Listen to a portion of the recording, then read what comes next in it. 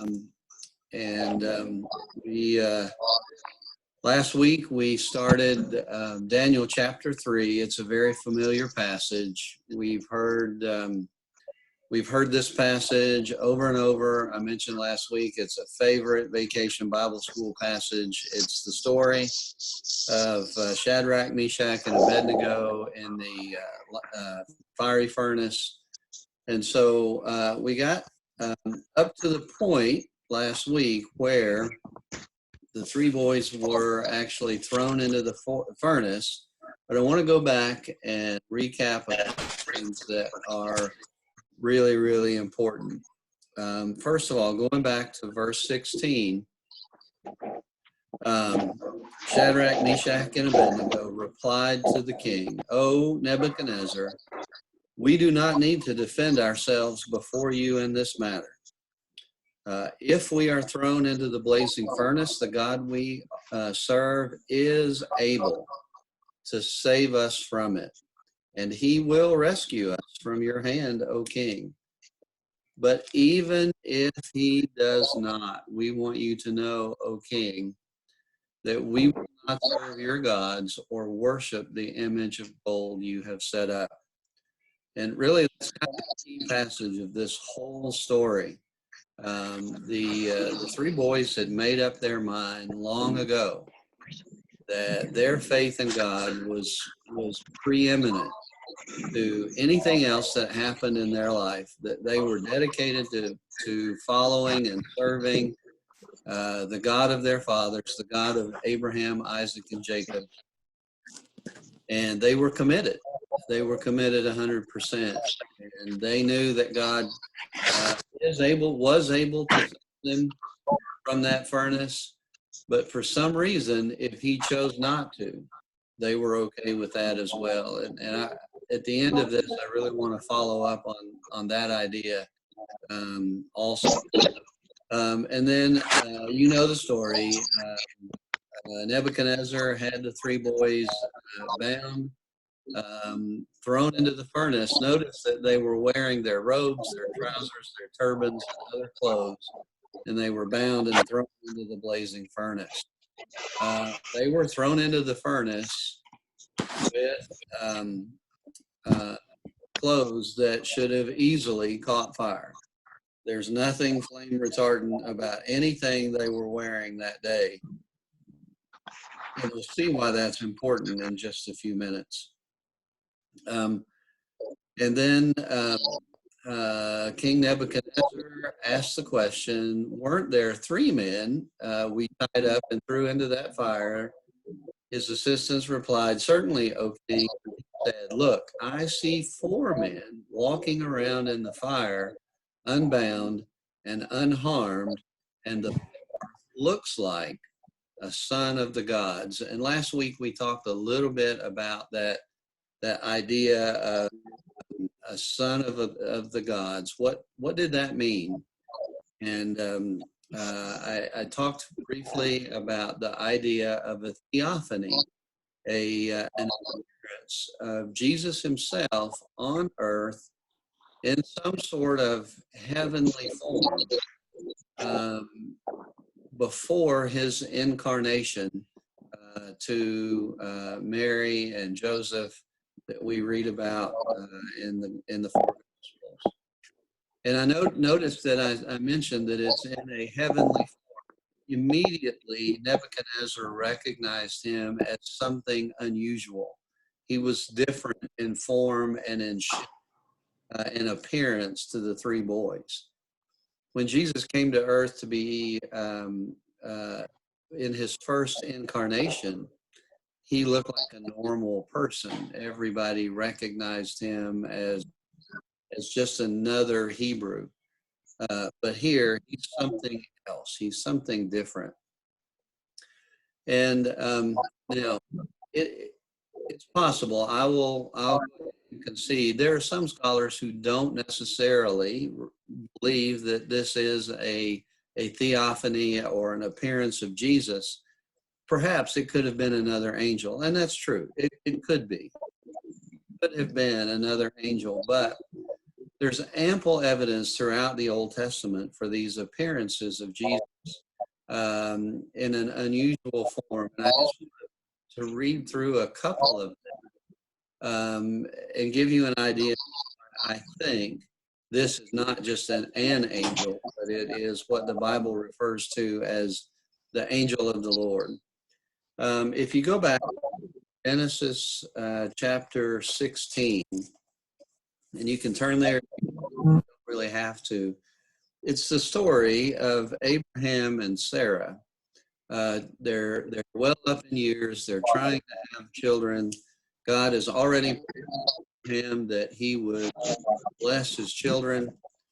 And they're still childless. And so Sarah comes up with this scheme of having a child through her handmaid Hagar.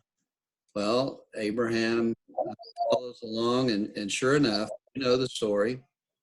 Ishmael is born to Hagar. And immediately after the birth, Sarah becomes very, very jealous of Hagar, and she literally throws her out of the house. And Hagar is homeless and with a new baby, nowhere to turn, nowhere to go. She's been a slave. She has no means to support herself, and she runs away into the desert. And here's what happens in chapter 16, verse 10. Let's go back to verse 9. Verse 7. The angel of the Lord found Hagar near a spring in the desert.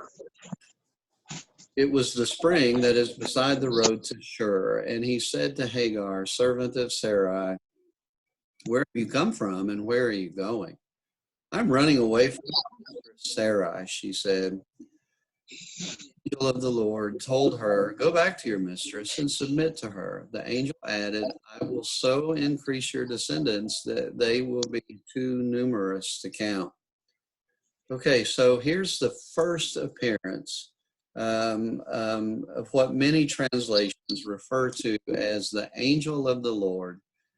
And many scholars believe that this is Jesus himself being present on earth in an angelic form.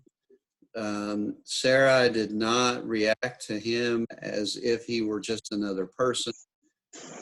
Her reaction is that this is a supernatural being. And so if this is the case, and I believe it to be this way, that Jesus came to Sarai, or came to Hagar in the moment of her greatest need. And I think that is exactly what happened in the case of the three Hebrew boys. Jesus showed up in the fire. And remember, we read the verse from Isaiah chapter 43 last week that God promises his children that he will be with them when the river waters are at flood stage and even through the fire, he says. And so here Sarai is in the moment of her greatest need, and Jesus shows up and brings her comfort and gives her peace. And beginning in verse 11, he gives her a promise, and we won't go into that. But the angel, when Jesus shows up in your life, he brings peace, he brings a promise, he brings comfort. And the next place that this angel of the Lord showed up at, and I won't turn there, we'll just kind of count this story you're familiar with. It's the story of Abraham and Isaac on top of the mountain. Just as Abraham is about to raise the knife and sacrifice his son as God had asked, the Bible says an angel of the Lord interrupted him and said, hey, there's a ram in the thicket. Again, at the time of Abraham's greatest need, and certainly Isaac's greatest need, Isaac would have certainly died at that moment if God hadn't intervened. Jesus shows up. And again, it's a story of salvation. Hagar's story is a story of salvation. She would have likely died alone and in the desert with a baby boy. Um, Isaac would have certainly died unless Jesus showed up. The third appearance of a theophany, another story you're very familiar with, Exodus chapter 3, Moses in the burning bush. And here God intervenes in Moses' way, in Moses' life, to start him on a path that ultimately results in the deliverance of the nation of Israel from bondage. Jesus showed up in Moses' life and brought about the release of millions of Hebrews from bondage. And that one for sure, again, is very similar to what we see here. Of course, there's the bush that wouldn't be burnt, wouldn't be consumed by fire. We have the three boys in a furnace, in a fire that's so hot that it killed Nebuchadnezzar's officers that threw them in. And so, again, these are the first three examples of these theophanies, or this appearance of the angel of the Lord, as the NIV translates it. And I just want to encourage you, to remind you that Jesus is never far away from us. He is never distant from us. He is aware of where we are. He's aware of our circumstances. He knew what Hagar was going through. He was watching Abraham and Isaac on top of that mountain. He knew that his people were suffering at the hand of Pharaoh in Egypt. And he intervened to bring Moses as a deliverer. And in your life, it's exactly the same. Jesus knows exactly where you are today, at this very moment. We're not here by accident.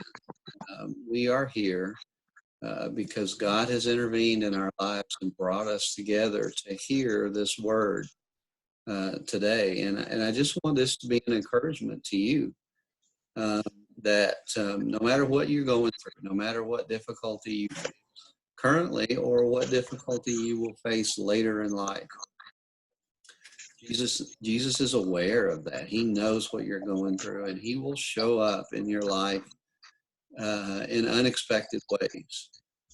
I know as a teenager that's really hard to see, but take it from me. I'm the one with the gray hair on my face and the no hair on the top of my head. Jesus has been with me. He has showed up at times when I was desperate, when I had the greatest need. And so I can encourage you with that today. But I also want to tell you, I want to be truthful.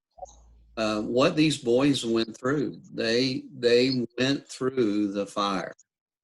They were physically in the furnace. And so let me finish chapter 3, just reading through verses. Nebuchadnezzar then approached the opening of the blazing furnace and shouted, "Shadrach, Meshach, Abednego, servants of the Most High God, come out, come here." So Shadrach, Meshach, and Abednego came out of the fire. And the satraps, prefects, governors, and royal advisors crowded around them.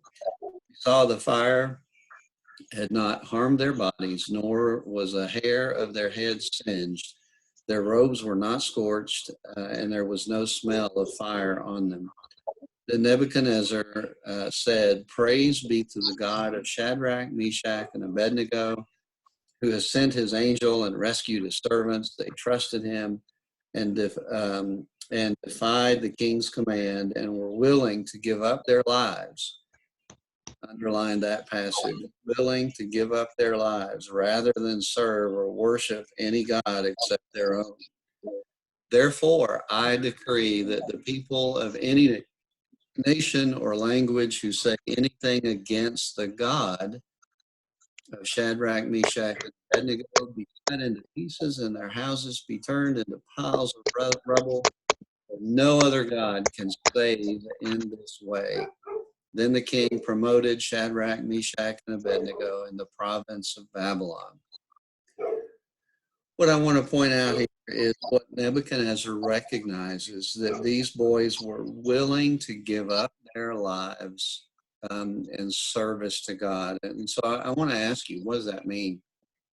Well, first of all, Jesus told us in Matthew chapter 10 that our lives were going to be difficult, that following him was not easy.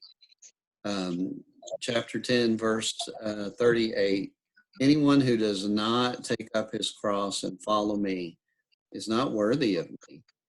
Whoever finds his life will lose it, and whoever loses his life for my sake will find it.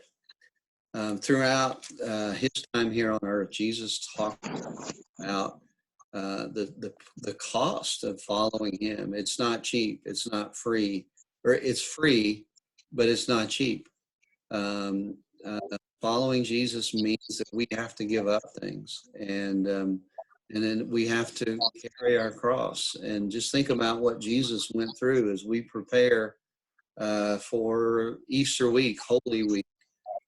Jesus carrying his cross through the streets of Jerusalem after what he endured. Jesus is calling us to that life as well.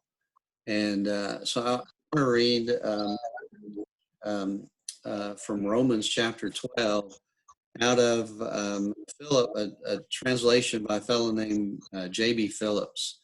And he says this, or he translates Romans 12, 1 and 2 this way. It's a familiar passage. I'm sure it'll come to you. With eyes wide open to the mercies of God, I beg you, my brothers, as an act of intelligent, give him your bodies as a living sacrifice, consecrated to him and acceptable to him. Don't let the world around you squeeze you into its own mold, but let God remake you so that your whole attitude of mind is changed. Then you will prove in practice that the will of God is good, acceptable to him, and perfect. We need to offer our bodies as a living sacrifice. These three boys did just that, and we're called to do the same thing. The greatest missionary that ever existed, a fellow by the name of Paul, he says this in 2 Corinthians chapter 11. Are they servants of Christ? I am more. I have worked harder, been in prison more frequently, been flogged more severely, been exposed to death again and again. 5 times I received from the Jews 40 lashes minus 1. 3 times I was beaten with rods. Once I was stoned. 3 times I was shipwrecked. I spent a night and a day in the open sea. I have been constantly on the move. I have been in danger from rivers, in danger from bandits, in danger from my own countrymen, in danger from Gentiles, in danger from the city, in danger in the country, in danger at sea, in danger from false brothers. I have labored and toiled and have often gone without sleep. I have known hunger and thirst and have often gone without food. I have been cold and naked. Besides everything else, I face the daily pressure of my concern for all the churches. And he continues in chapter 12, and he talks about this thorn in his flesh. And here's what he concludes about all of this: the physical torment that he suffered, as well as this thorn in his flesh. He says, 3 times I pleaded with the Lord to take it away from me. But he said to me, my grace is sufficient for you. My power is made perfect in weakness. Therefore, I will boast all the more gladly about my weaknesses, so that Christ's power may rest on me. That is why, for Christ's sake, I delight in weaknesses, in insults, in hardships, in persecutions, in difficulties. For when I am weak, and I am strong. These three boys were absolutely powerless when they were thrown into that fire. They were bound as tightly as they could be bound. And Jesus showed up and noticed that he freed them from their bonds. And so I want to ask this question today. What is our fiery furnace? What does our fiery furnace look like in April of 2020? Do I really think that any of us are in danger of being thrown in a furnace?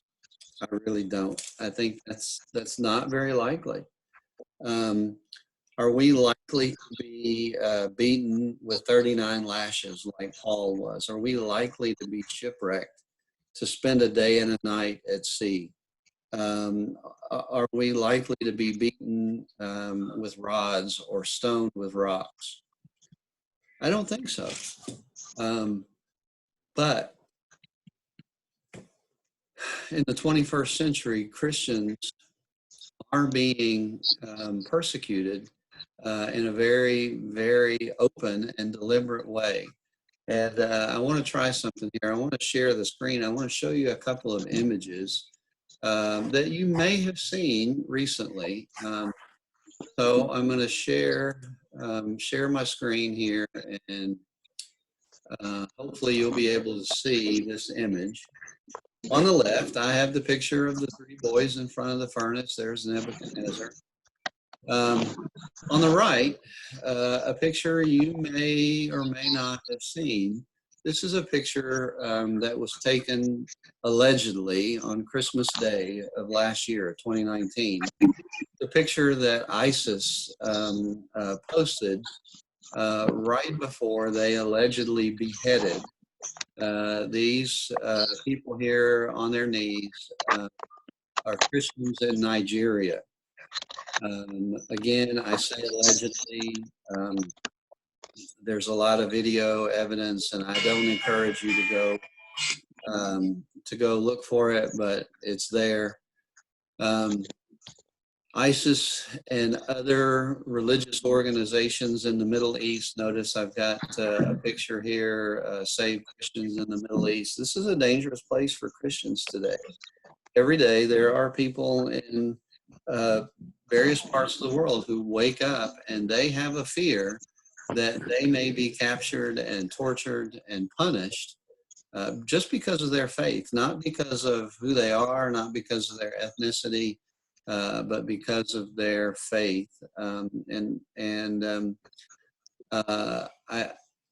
want us to think about, this may be our fiery furnace.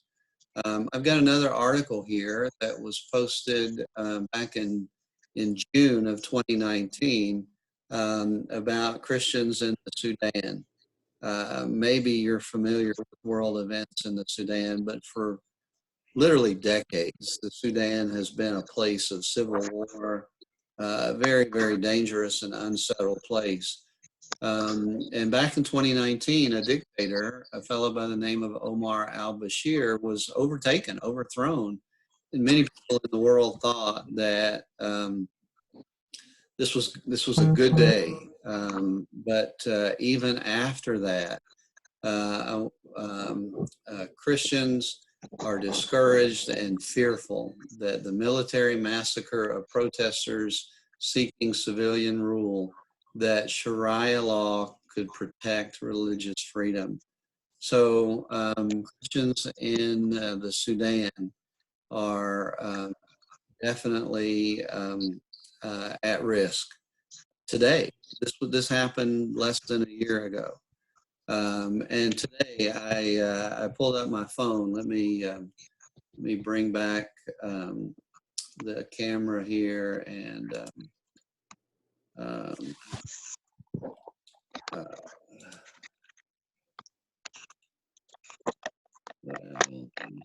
how do I, there we go, stop sharing. Now I'm back. I want to read an article that was posted in March 24th. The title, this was a Fox News report written by Caleb Park. The title, in coronavirus fight, China hasn't stopped persecuting Christians, according to a watchdog organization called the Voice of the Martyrs. The first line in the article says this: the coronavirus pandemic that began in China and spread worldwide hasn't stopped the Chinese Communist Party from persecuting religious minorities, according to Christian watchdog groups. And I want to scroll down through the article, and I just want to read one sentence here because it hit kind of close to home as I was reading the article. Officials in Jiangsu province used the lockdown as an opportunity to demolish Shangbaishu Church in Yixing City, according to a video shared by Bob Fu, the founder of China Aid. Why did that catch my attention? Well, many of you are aware that when I was in industry, I spent many years traveling to China and to Jiangsu province in particular. And Yixing City is a town that I used to drive through on the way to the factory that I worked with and worked at so many, many years. During this time, they didn't just ban public meetings. They tore down the church. And guys and girls, ladies and gentlemen, I want to use this as an opportunity to encourage you that today we will face fiery furnaces. Now, they won't look like the picture I showed you of the three boys in front of the furnace, but the world is against us, and we will struggle. We will struggle with persecution in our lives if we stand up. But notice the benefit, notice the value of standing up. These three boys made an impression on a pagan king, and he concluded, there are no other gods who can save in this way. And many people will argue that the story of Daniel is a story of the salvation of Nebuchadnezzar, that someday in heaven we'll meet Nebuchadnezzar. I can't be sure of that. I'm not sure. Only God knows. I'm not his judge. But certainly there is an awareness of who God is in Nebuchadnezzar's life. And he declared a protection of religious freedom that did not exist for the nation of Israel.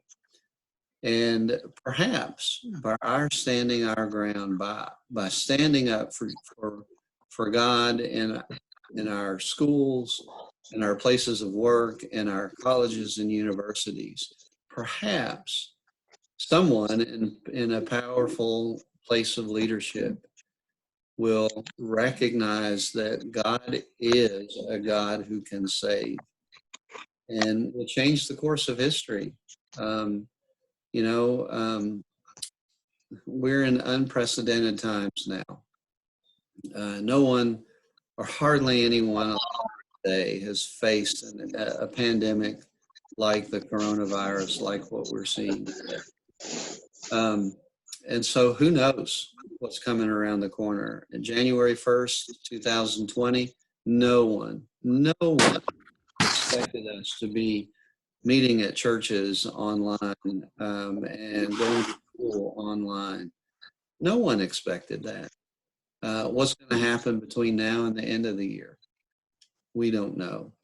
But let me encourage you that the story of Daniel chapter 3 tells us that Jesus is going to be with us in our hour of greatest need. The story of the Bible is that people who proclaim faith in God and faith in Jesus will be persecuted. Persecution is going on today. And the life of following Christ is not an easy one. It is not. Jesus told us that. Paul himself lived that. And but the blessings are enormous. Just think about the change in history that occurred because these three boys refused to bow before that giant golden statue, that a pagan king who previously had no knowledge of who God was acknowledged that there is no other God who can save in this way. And my prayer for you guys is that your lives will be like that, that people will see you, they will hear you, and they will know that God is a God who can save. And so that's the message of Daniel chapter 3. God is a God who saves. And our time is run short. We're about ready to switch over to our worship service. So let me close in a brief word of prayer, and then we'll close from here. God, we bow in your presence, and I thank you for these students who joined online today to hear your word. God, we acknowledge that these are crazy times. That here we are. I'm sitting in my own house, Oh, what just happened? looking into a computer screen. That was the weirdest thing. I never imagined that would happen. And I lift up these students to you. I pray, Father, that they would understand that you are a God who can save, that you are a God who shows up in the hour of their greatest need. And give us courage, Father, to stand our ground, to stand firm for our faith. And Father, help us to always be mindful that serving you is difficult, but it's worth it. It is absolutely worth it. And God, I pray for these students. They um, continue their spring break, and watch over them and keep them safe. And God, help us through these days at school. Give us wisdom, give us patience, give us guidance as we continue to navigate uncharted waters. God, I love you and I thank you for all you've done. I pray these things in Jesus' name. Amen. Guys, we'll see you next week if I don't see you any sooner. Have a great rest of the day, and hopefully I'll see you on Facebook Live. We'll,